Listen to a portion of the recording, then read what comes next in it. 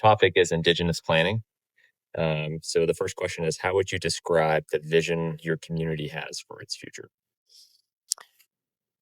The vision for the Mexican Water chapter, I believe, is to build for 7 generations beyond what is current, to include a lot of the cultural elements, the history, the stories, to capture, the the a lot of the culture, the ceremonies, the plants that make this what it is, and even including the input that has been given by other community members to provide, through their stories, how this came about, how their community came about, and how they would like to continue to build on that and revive it so that it has the longevity. And I think that's, and Perfect. okay. Second. Sorry. Yeah, sure. Just a second. I want to interrupt nothing. I would just look through that way. Okay. Yeah. I was going to ask about that. Thank you. Okay. Yes. Thank you. All right. Thank you for that first question. That's perfect. In what ways does your land use planning process reflect traditional knowledge or values? It will you repeat that again? I'm No sorry. problem. In what ways does your land use planning process reflect traditional knowledge or values? I believe that the way that it's captured in the plan itself, it includes, again, like I said, the history. It includes the landscape. It includes what were the goals and objectives as to what they would like to see based on the the um, the what would you call that? Based on what's in the land, the resources. Sure. Everything is based on the resources, and also, again, with the type of, in regard and to the animals, and to the,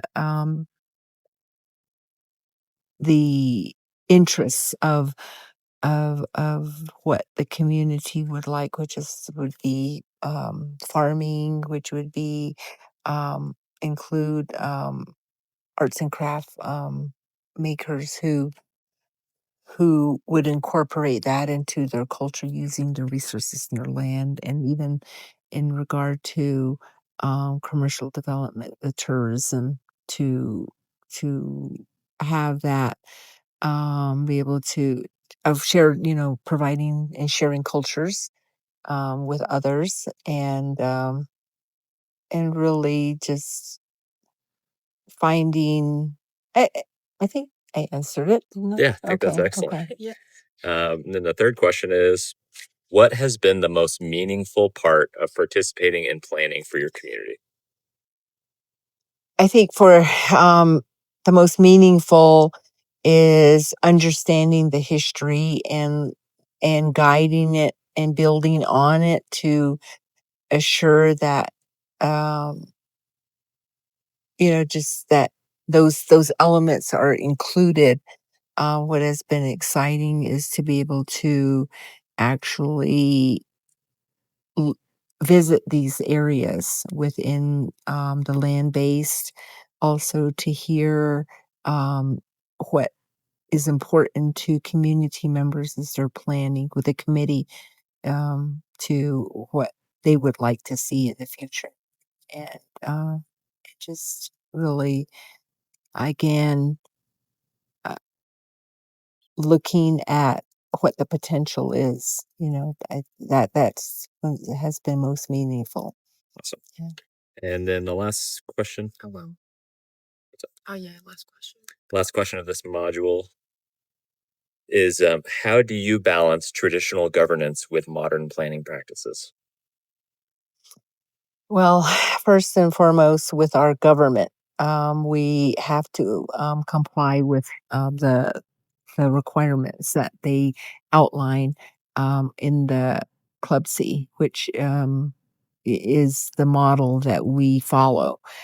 And based on that, being a certified chapter, we're able to then um, include and make decisions on what it is that the community wants. Our leadership, we have elected leaders who decide, who make decisions. However, those decisions are guided by the people in the community who provide the traditions. And so they only speak to the interests of the people in that respect, but still following the guidelines of the Navajo Nation. Fantastic. Mhm. I just have a question for you. Uh-huh. Is it really bothering you, the sun there in your Yes. head? Do you want to move? Yeah. Yes.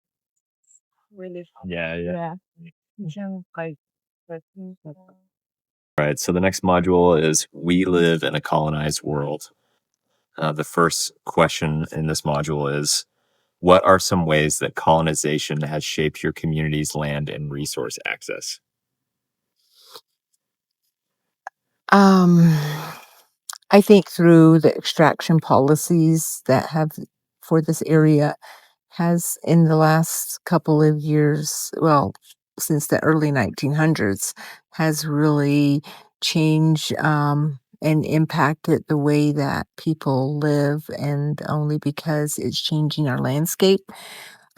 And it's affecting all the plants, the animals, and the way that we live because, again, the access to opportunities, the lifestyles have changed. They've picked that up, and the cultural teachings, the loss of language has also impacted the the current no every generation that has passed. It is it's where we're finding it really difficult, and trying to be creative in the ways to maintain that over the decades.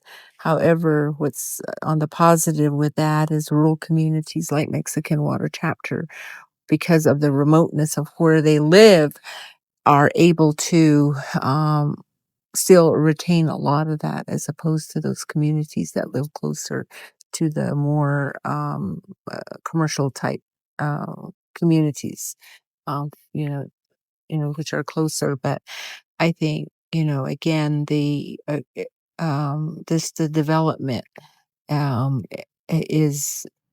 is that the of what they foresee through was it oil and gas, through the energy initiatives that are ongoing, want to greatly impact the things that are we want to do as a community in terms of the layout of the land, the use of the land, and our government is allowing for those things to happen.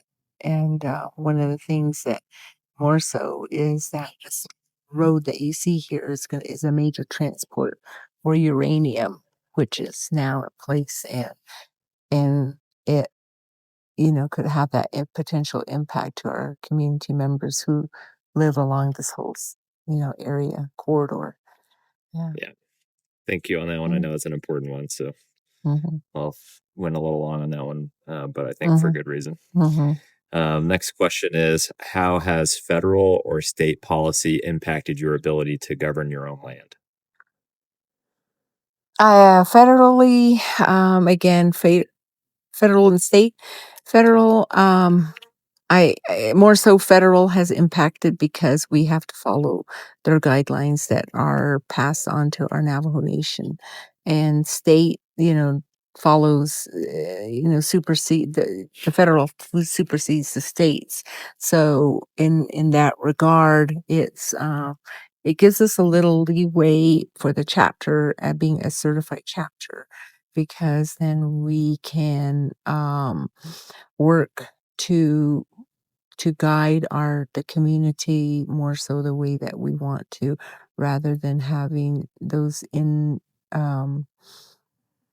the having it impact in having that middleman in the guiding that more so. But everything, again, we have to follow our nation policies, who follow the federal government. Then question 3 in this module is, can you share stories from your family about surviving colonial displacement or violence?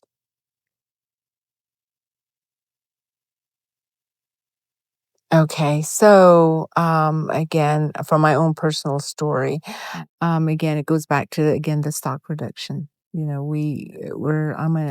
probably the second generation following that, whereby um the they through the through that reduction act, it it really the goal was to take away their livelihood, but they fought through that life, through their, it was so important to them that they resisted and fought this policy and took on the federal government, challenged them. And in the end, what I found to be really interesting was it resulted in the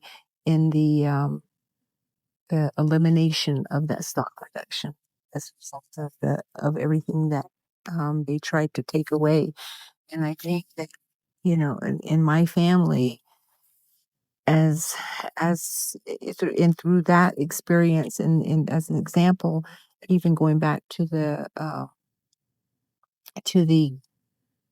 education VIA of taking children off removing them from their families and forcing them into boarding schools. My parents were a product of that. What it did was it re- they were forced to learn the language. But what has happened has impacted my current generation, my family, is the loss of language. I have a good understanding of the language, but I don't speak the language now. Not having that knowledge of the language, I mean, to be able the ability to speak it thoroughly, in conversation, and I'm not. I have I've lost that. Do not have that ability. I did not raise my children to speak Navajo. So that in my own family, that's through my own family, as a result of my parents, all the children and grandchildren do not speak the language. So it's, but we've managed in my generation to carry on the culture and the traditions. And I do have just living among the people, I understand the language, but I just can't speak it. Sure. And then finally on this module, which I know is a kind of a heavy one, uh, what are examples of external systems still influencing local decisions today? So specific mechanisms that colonization is still having an impact. So either through federal or state kind of input, or private, I guess, with some of the extractive industries. Yeah. Um, hmm. Well, again, the things we're really dependent on the Navajo Nation for all of our funding to support the communities. I think that is in terms of governing, um, and that reliance of funding has been because of all the extraction that's taken place. So the royalties from that is what we are currently using the interest from that to support these chapters. But at the same time, we are limited to what we can do within our land base. Um, what's interesting in this area is we have community members who we provide services for because um, they are community members, but they live in another, physically live in the boundary of another chapter, which that chapter has the authority to make decisions on their behalf. And our leadership, our Navajo Nation governing um, body, it is not. There's really not something uniform that speaks to how to address that right now, and it's creating problems for us to try to work out things that need to be done because it does a disservice to the people who live there. And this is, that's what happens when we have these boundaries that are separated throughout the whole nation. And I think that being that, and then again, we have everything that we do through outside as as a chapters, in terms of we have to go through agreements. We have to make agreements that get approved by the nation if we want to work with outside entities.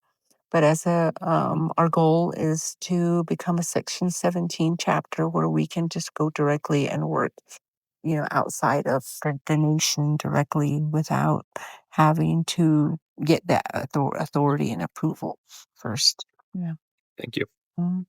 Mm. All right. So the colonial module is complete with that question. And then we're going to the next one is called We Are Still Here, Resurgence and Resistance. Mhm. So the first question in this module is what traditions or practices have been revitalized in recent years in your community, if there have been some? Mm, I think the shoe games, they have their winter games, and shoe games, they're really strong here. It comes with traditional songs.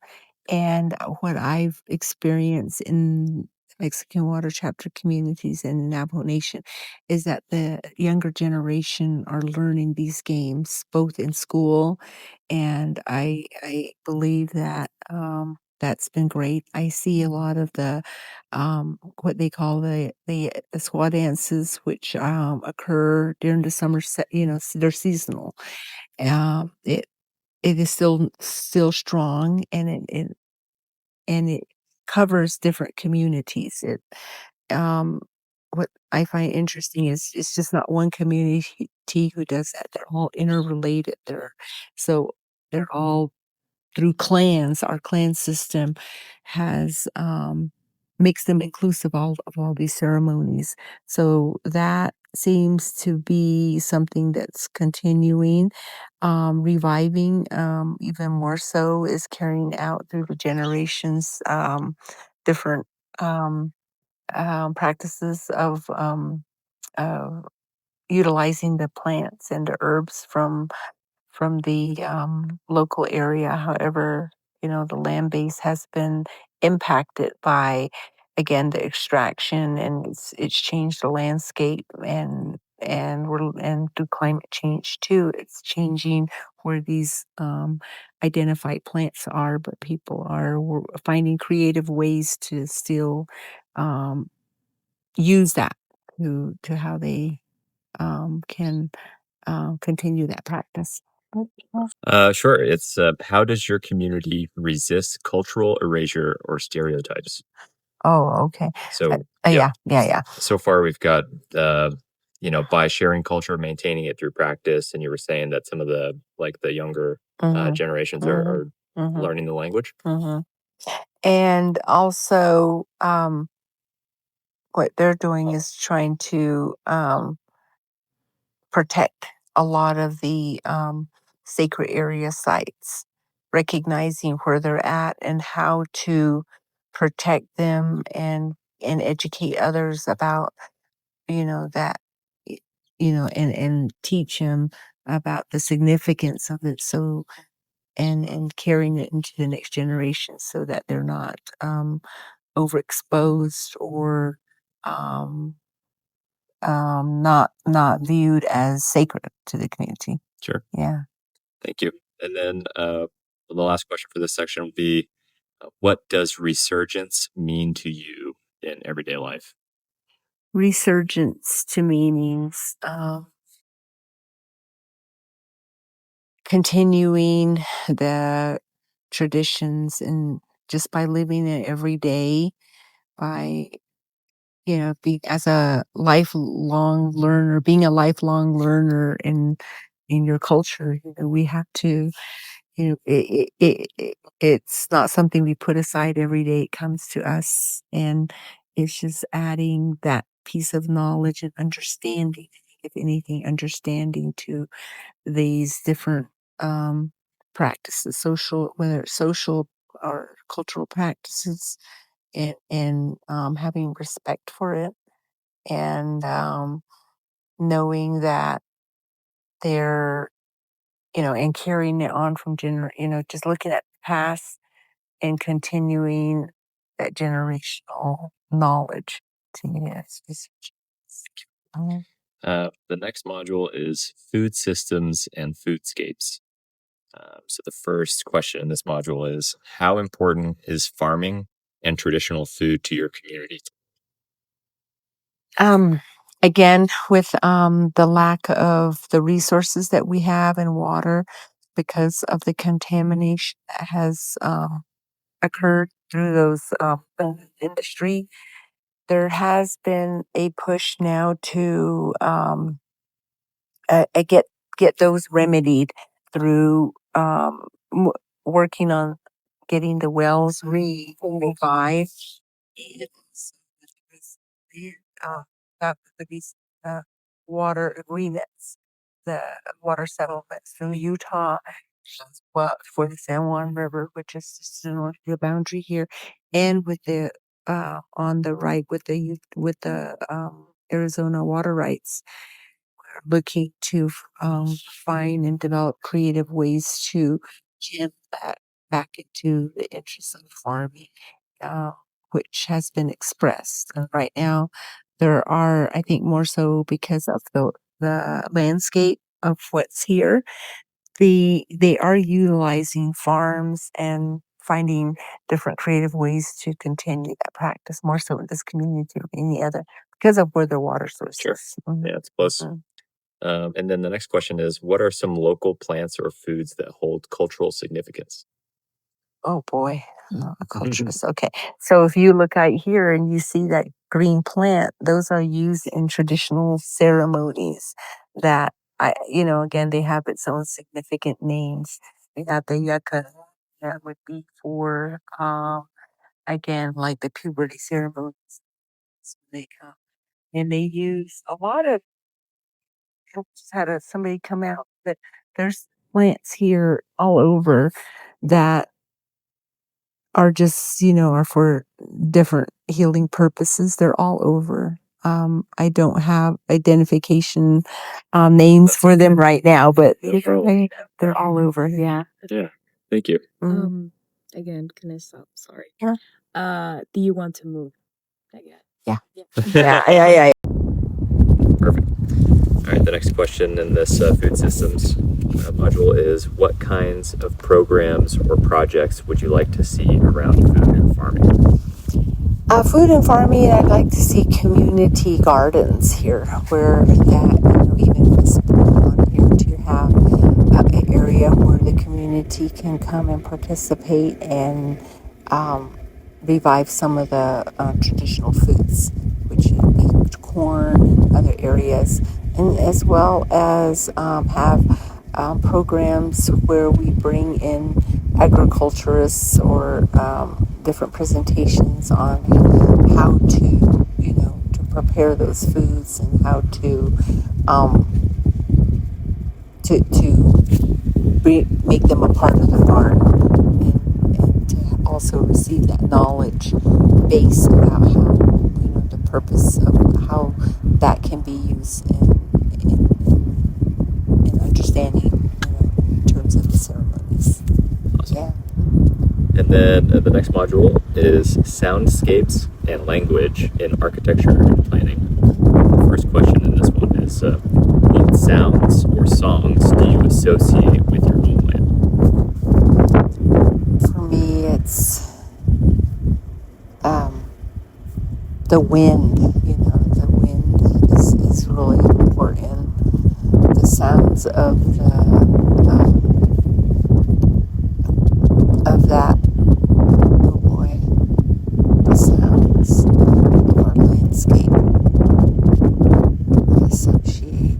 the birds are really, they're very prominent in different places. I see in the water, the sound of water. Sure. Yeah. Thank you. And the next question is, how is language connected to place in your community? Language is really strong here. I mean, in all of Navajo, it's part of the governing in our government. It's in the leadership with from the engaging community. It's in Navajo. Even in presentations, those presentations are in Navajo, and it's very well. It's much of a requirement, I would say, and I see that. Except, again, when you're talking about the colonial side of it, then that changes. So we're always having to change depending on what our circumstances are. But language is really key, even to understanding the names of certain things because they reference that. Right.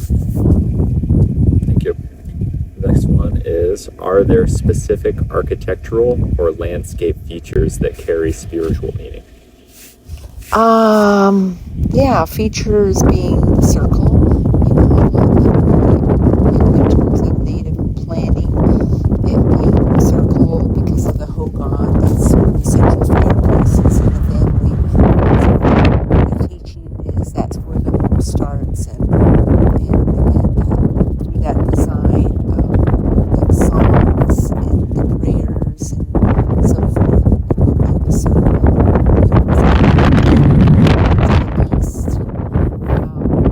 And certain things that, connect, not cross each other in a certain way. Those are factors that determine. And I believe what I can kind of see is that I think just so that it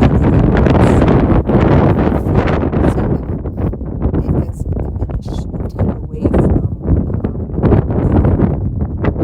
overall landscape. Those are easy, and even the colors. Those four sacred colors, like the fire, water, earth, and air, which I find that very important. Which Affected your community and landed another little bit. yes. You wanted to add anything? Yeah, in this area, just like most communities in the Navajo Nation, the water has been the contamination of the extraction of oil, helium, and has created again these issues, these water tables, and so for that reason, a lot of them have to change and to close a lot of the water sources. That could potentially be compromised that we're trying to work and keep. And in terms of, again, the emissions from the gas and oil, and uranium specifically, uranium's just to the south of this community, but it carries through the wind and through the sources. And what we've understood is that it's killing a lot of the plants that they were real prominent in places to get these, which were only indigenous to the area. So mutating some of these plants that are here. We're seeing signs of those, and then also in the cattle and those animals are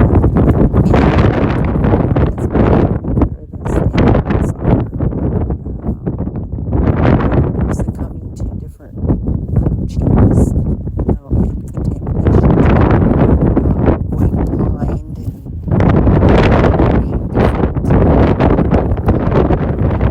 It is recognized. It's just a disease.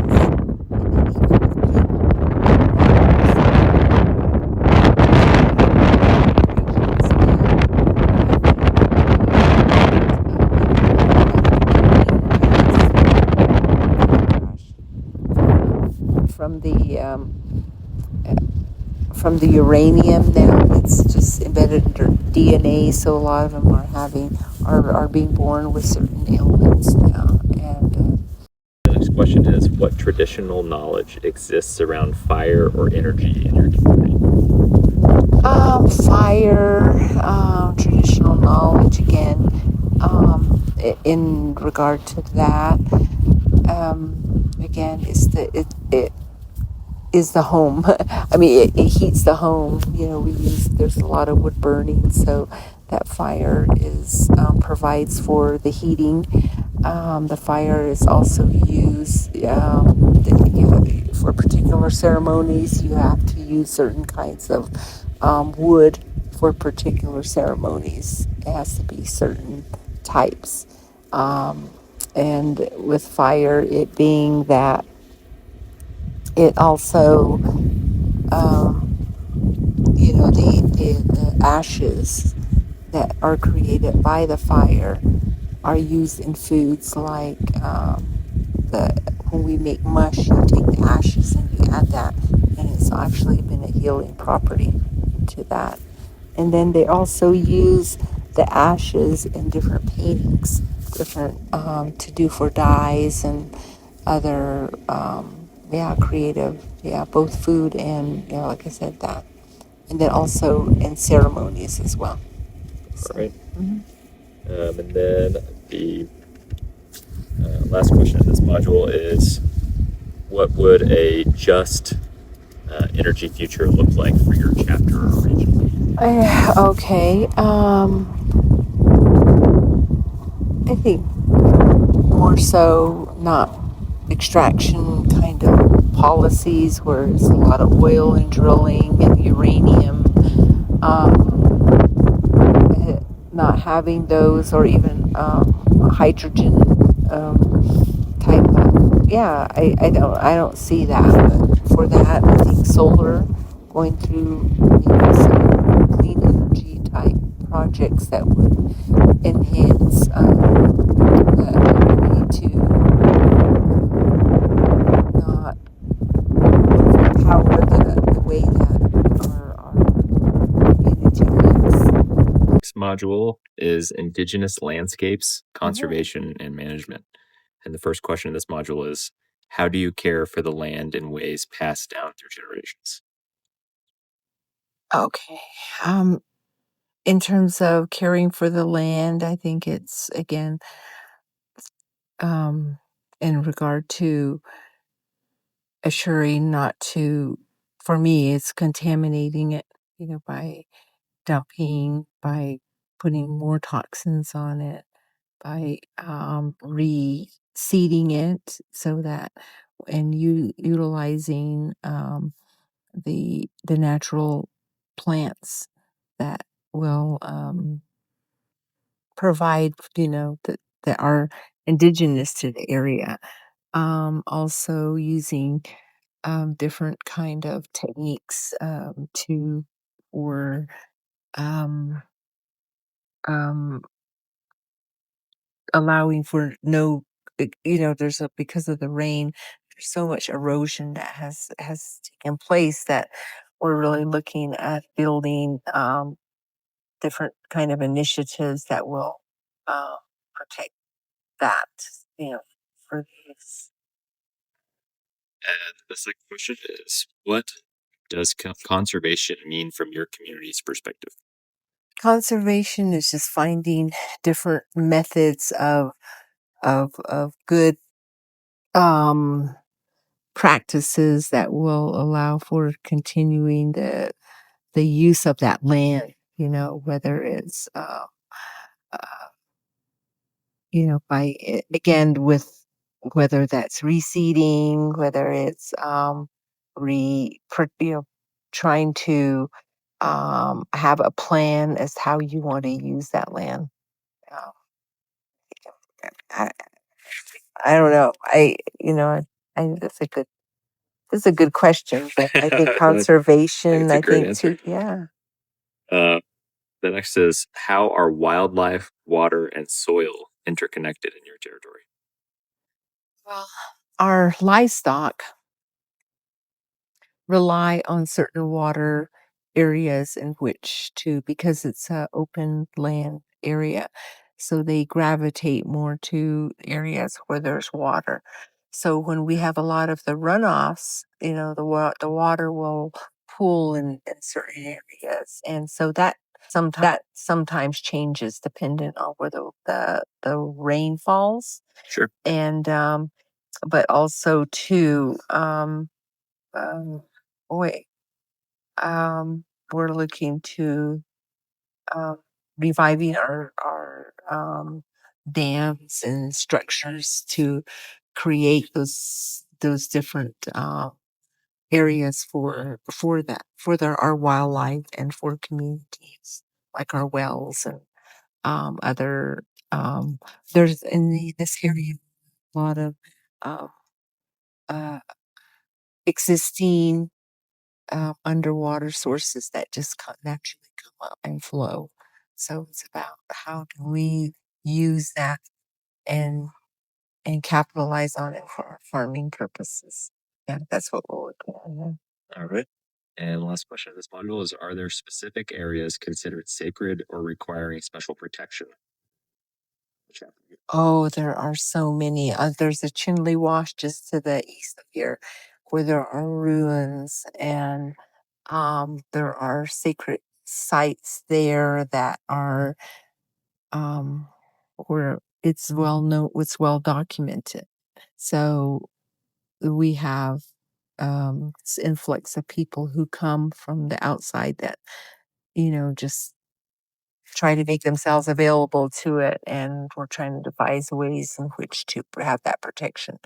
There are other areas that are through rock structure on the side over here. They have a rock where certain ceremonies and different things took place along the way, and so those are the areas that are being protected.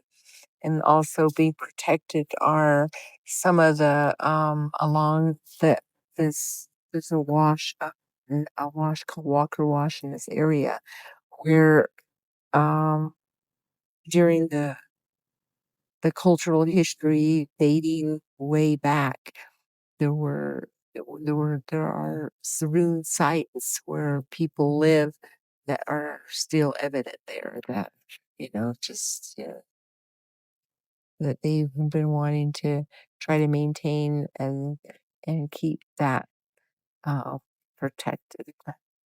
There's just so many, but again, they're all along the waterways, like through the San Juan River on the north side.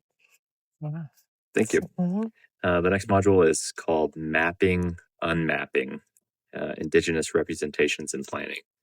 So it's just to give you a little background, the module is kind of discussing how mapping has been used in ways that Okay. are harmful to Indigenous communities and how we can kind of undo some of the harms that were created through mapping. So the first question of this module is, how has mapping been used to help or harm your community? I think mapping in regard to our sacred sites is that it's allowed for others to have access. And a lot of the people don't understand, that it's native land and that there are certain laws that are in place for those protections. But yet, they disregard that or do not know about that. So they're constantly, it's not regulated in terms of like a park. So they just, freely go there. Uh, I think that's throughout the whole area.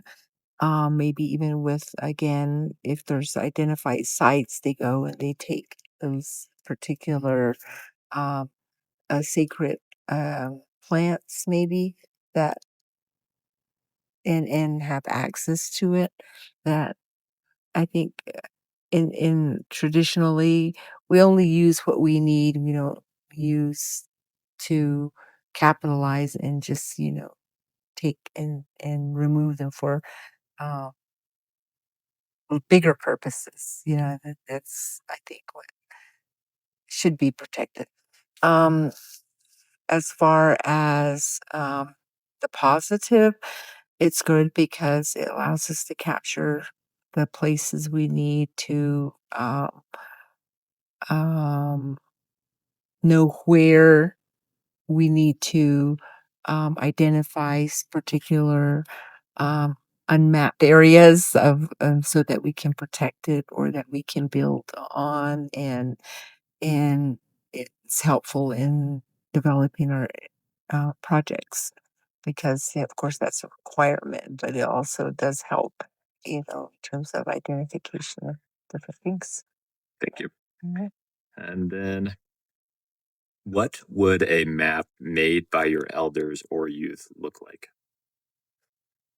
A map, a map that would guide the community for a plan for the future, generations. Like I said, we like to build look to 7 generations in the future, so that it captures the history, the culture, the sacredness, and provides a guideline for how to protect, how to revive, and how to um, expand. Yeah, those 6. Awesome. Thank you. And then module 9 of 10, we're getting there. Mm, It's called Indigenous Art, Architecture, and Housing. And the first question in this module is, what does home mean to you in an Indigenous context? Home to me is where your family roots are planted. We are all born in different places, but our culturally, our home is where our ancestors, like our grandfathers and great grandfathers all lived, where our where we derive from. That to me is home. And home is, again, just a place where uh clans live, essential, where certain ceremonies are taken are held. To me, that's all. And it's, of course, home. In terms of landscape, did you say? No, Just in general, and then it includes clans, family, and extended family, and yeah, that, to me, that's what it is. Thank you. Next question. How are traditional forms like hogans or sweat lodges still used or adapted today? Hogans, people still do live in hogans as their main source of their homestead. There are two different kinds of hogans, a female and a male hogan. They each have their uses. Male hogans are held for certain practices, and I don't see that often. There's still some in existence, but the shape determines that type. But predominantly, hogans are used for all kinds of ceremonies, from healing ceremonies to weddings to for social events as well, but through, again, like the squaw dances, which is, or, again, the Navajo and dot is what it's called, or again, puberty ceremonies to um, other, they have different names of ceremonies, the night way, the night chant, and some of them are, protection prayers and peyote meetings. There's just a multitude of ceremonies that still take place. Yeah. Awesome. Thank you. What role does art play in expressing identity in community spaces? Hmm.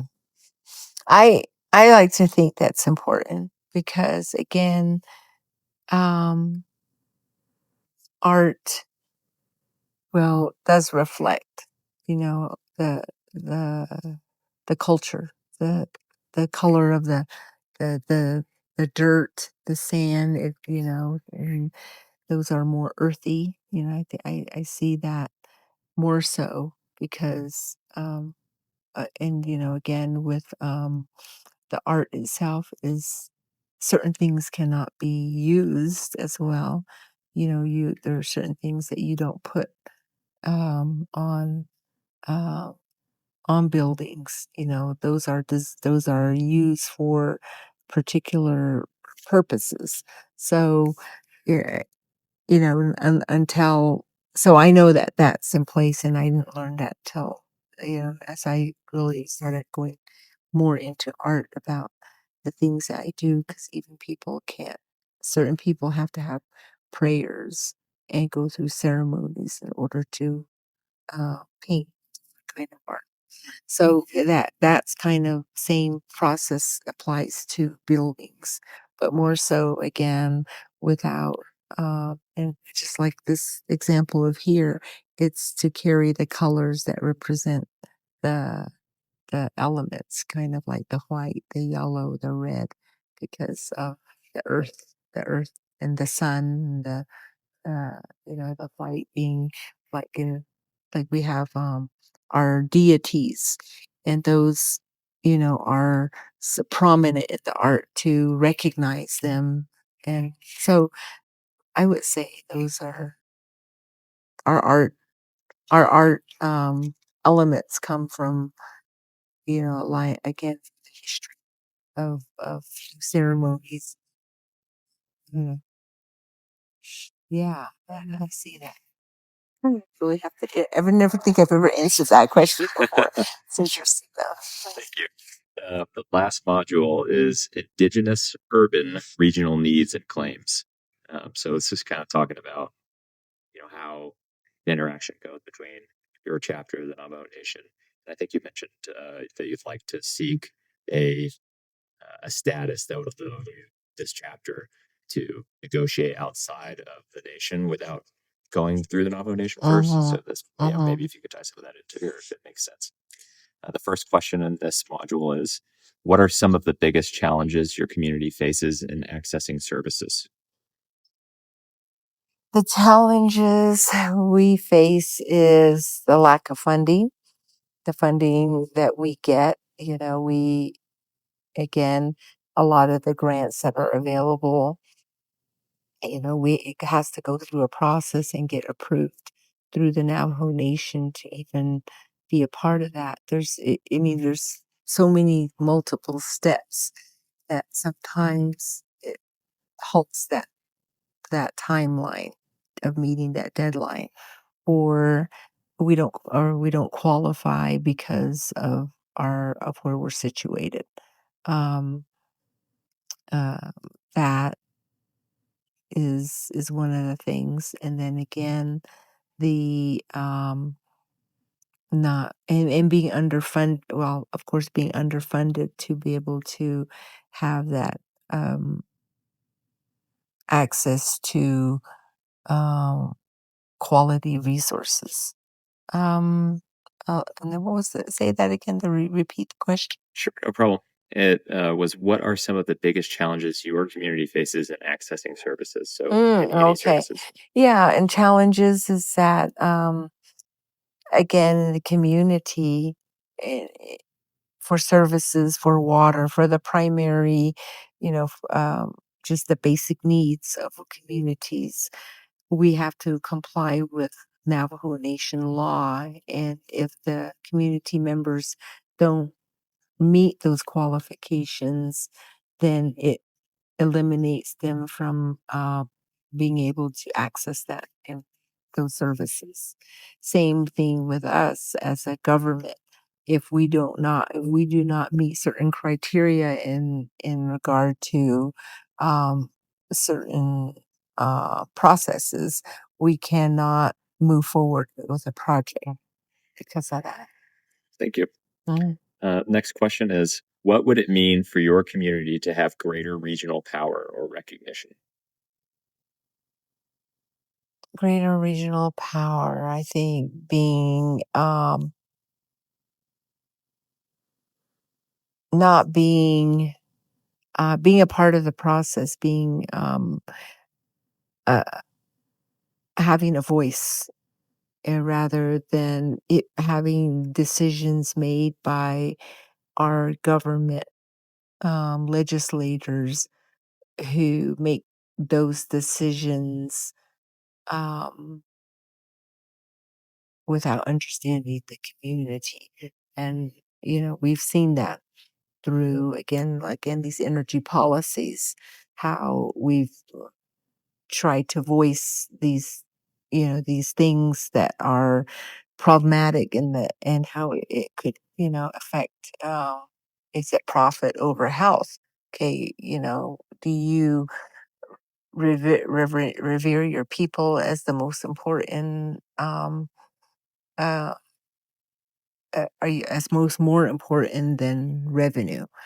And because of that, you're making decisions that are going to impact us. And no matter how much we try to bring a voice, it's not recognized at that level. And because of that, it it gets discouraging, but the Navajo people are really resilient and will continue regardless of that to really work on voicing themselves greater. We're trying to work on, I think, more community organizing, getting other people with like interests to come in and devising ways to have our voices heard. And that seems to be working more and more, utilizing, um, again, the colonial type of models that and approaches, and that seems to be helping. But yeah, some Thank you. things that we need. And then the last question is what is your vision for how your community thrives while maintaining sovereignty? Again, with the people, I think it's again the history. I mean, having the knowledge of your history, where you came from, the reasoning behind the decisions, no understanding that the decisions that were made and why they were made. I think keeping the practices alive, uh, having that community engagement is key to assuring that the that the communities uh, will have a say in guiding the vision of what they would like to see in their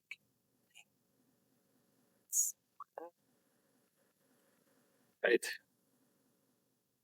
Thank you so much. Mm-hmm. I know that went on a long time. We appreciate you so I much. know.